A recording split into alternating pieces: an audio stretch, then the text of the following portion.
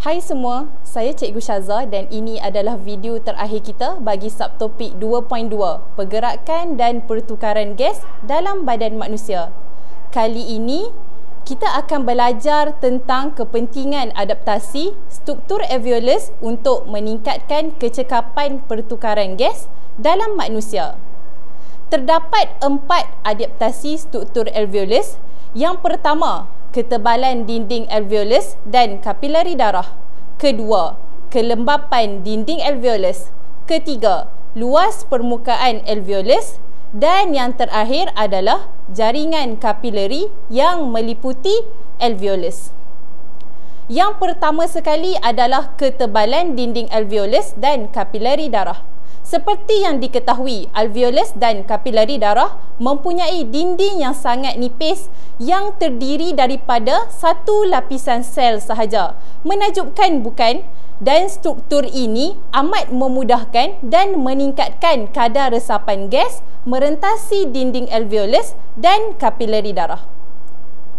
Yang kedua, kelembapan dinding alveolus, di mana dinding alveolus yang lembap akan membenarkan gas resapan melarut dan seterusnya meresap ke dalam kapilari darah. Yang ketiga adalah luas permukaan alveolus.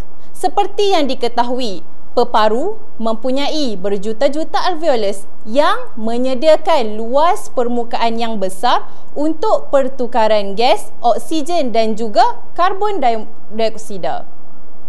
Dan yang terakhir adalah jaringan kapilari yang meliputi alveolus.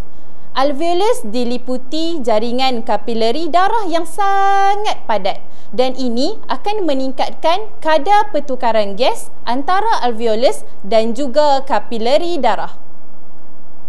Mari kita jawab soalan yang berikut. Manakah bukan ciri-ciri alveolus yang membolehkan gas-gas meresap dengan cekap? A. Luas permukaan yang besar. B. Dinding yang tebal. C. Dikelilingi banyak kapilari darah. Dan yang terakhir, permukaan dalam yang lembap. Murid-murid rasa yang manakah satu jawapannya adalah bukan ciri-ciri alveolus? Jawapannya adalah B. Dinding yang tebal. Dinding yang tebal bukanlah ciri-ciri alveolus kerana alveolus mempunyai dinding yang sangat nipis yang hanya selapis satu sel sahaja untuk meresap lebih banyak gas, oksigen dan juga karbon dioksida. Sekian saja daripada saya, bertemu kita lagi dalam episod seterusnya. Terima kasih.